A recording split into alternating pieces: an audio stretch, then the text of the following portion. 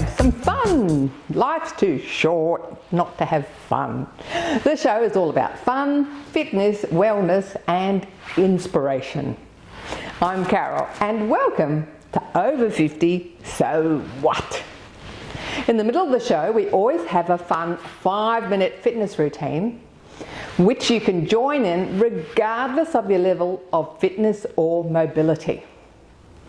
To kick off the show today, we're speaking with Catherine Ashton from Critical Info.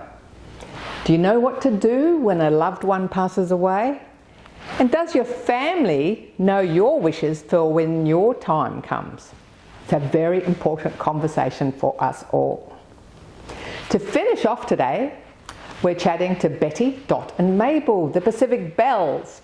They combine music and theatre to revive the nostalgic music of the Andrews sisters.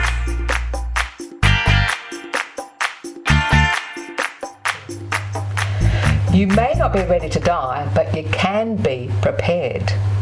Today we're speaking with Catherine Ashton, founder of Critical Info. She's developed this amazing platform which not only helps share our wishes with our families, but also helps guide us should a loved one pass away. Hi Catherine and welcome to Over 50 So What? Thank you so much for having me, Carol. Now, there's 58% of us in Australia, not writing our wills, appointing power of attorney. Why is it, do you think, people are so reluctant to do anything connected with their own passing? I think it's probably a few reasons why people are hesitant to, prepare the documents that are required with end-of-life planning. I think it might be fear of tempting fate. So I think a lot of people think that if you speak about death, it will actually, have it happen, which we know that that's not the case. There may be cultural reasons why people don't feel comfortable talking about death or planning for it. And the other one that I find that's really common is that just people don't know where to start. What do I do? I think what you're saying about people just don't know where to start, what to do, it becomes like this thing bigger than her, where do I start, what do I do first? And yet all of us, or I'd say most of us over 50 would, from our own experience, would know someone that has suddenly lost someone quickly without any idea of how to cope for it, where to go, what to do. And you sort of simplified that system. Can you tell us what kicked it off for you to get involved in this area? For me, it was a personal experience. A friend of ours, it was actually my husband's best friend, died in February of last year. And I wasn't working at the time. I'd had a car accident in 2019 and I had to leave my job at the Royal Botanic Gardens where I was a producer. And so I really didn't know what I was going to do. So when Roland died, his adult children were coming over from the United States and I wanted to prepare things for them so they knew what to do when they arrived. And what I found is that there wasn't one place where you could go that tells the full story of what you have to do. And I just thought that was crazy. So tell us about this platform. What sort of things are on there? The first thing that I did when the kids arrived was we went through the process of what we had to do, and so I started an Excel spreadsheet, and so that Excel spreadsheet turned into a prototype for a platform that allows you to document your wishes, share them with loved ones, and nominate key contacts as well in case of an emergency. But what I found was that we had to go a step before that, and that was when I was running focus groups. People didn't even know what their, choices were. So tell us about, you've got your end-of-life wishes, which is your life and your legacy, and there's another part to it too. Can you tell us about that segment? It's really documenting your life, so all of those personal administration things that we need to take care of when someone dies. So that is, the name of the bank that you bank with, do you have a car, where, most important, where are the car keys, those practical kind of logistical information. Then looking at, what are your choices choices in relation to, do you want a funeral? Do you want to be cremated, or would you prefer burial? There's even such an option now in Tasmania as water cremation.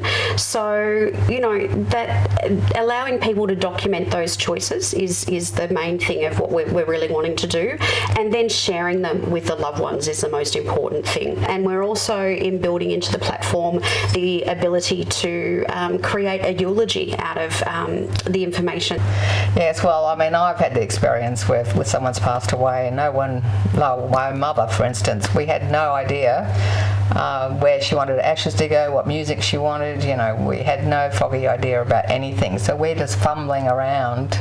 And if she had decided when she was younger, I'll just pop this there, it would have saved so much stress on the family. And you must have lots of stories like that. Well, I do, and it was really the stories that people were telling to me that was the motivation for me to start documenting them, because everyone has a story where they have had a loved one die and something specific has happened, or there's been some level of vulnerability or confusion if those wishes haven't been documented and they haven't been expressed. So what I did is develop the podcast, and I've had the amazing opportunity to speak to so many different people about their stories, and every story is unique. Yeah, so your podcast is called Don't Be Caught Dead. Yep. And I think, focusing on causing less stress to your family is the big one. I mean, you might be, fearful to even think about your next step and yourself passing on, but thinking about your family and focusing what would happen to my family if I suddenly went and no one knew anything. And that's the thing, is that there is so much administration involved. Like when someone dies, we feel the compulsion to do something, and that would be the first thing I'd say, is that we don't have to do anything just yet. We can take a break and take a moment to just relax. And then really it's that administration process and the funeral process that goes into, and that may be sort of 12, 18 months that needs to be dedicated to that time. That actually has a delay in some cases of the person being able to grieve, because what they've done is they've kicked in straight into organisational mode, and that takes a long period of time. So if that information isn't documented, it can cause families problems with conflict over decisions. Everyone has the best intentions, but that can lead to conflict. And then also just that complex grief where people don't have the opportunity to grieve in a timely fashion. And just going through your website, it became quite apparent to me the amazing complexity of what has to be done. Even though I've been, down there, but it's way beyond even what I thought of, like your social media accounts and what do you do with your pet and all that sort of thing. Can you tell us a bit more about things that you need to consider? Obviously, we have the main documents that are recommended. So you've got your power of attorney, your will, you've got your advanced care directive, but it's other things like cultural considerations. So if you are unconscious and you find yourself in hospital, can you be in a mixed ward, or is that something that's not appropriate based on your cultural beliefs? When you do die, are people allowed to close your eyes? Are people allowed to touch your body? And then the other things that people don't consider, like you mentioned, pets. Do the pets have medication? Do they have issues with small dogs? Do they have issues in thunderstorms? Let alone if we actually start thinking about children and guardianships and assets and those things. So you're doing some amazing work, Catherine, with the website, and I'm very excited. I shouldn't say I'm excited to do my end of life wishes, but it will be a bit of a journey.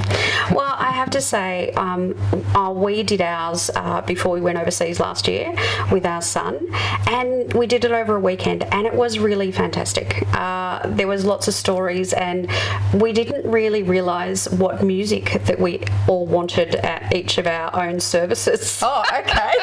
So it was really insightful. So, you may not think that it will be fun, but there is moments where you go, oh, that's interesting. So, yeah. Yeah, I was sort of thinking, I want my ashes sprinkled on a mountaintop, or which mountaintop, Yeah. Then you start getting caught up in the logistics, So, yes, decide on the mountaintop and always let them know that not to not to let them out in the wind. The prevailing wind. The prevailing wind, exactly. Awesome. Thanks, Catherine. Thanks for watching our TV show. Be sure to hit subscribe and then you'll never miss an episode. Jump on Facebook, join our group, get in on the fun, fitness, wellness and inspiration. I'm Carol, over 50. So what?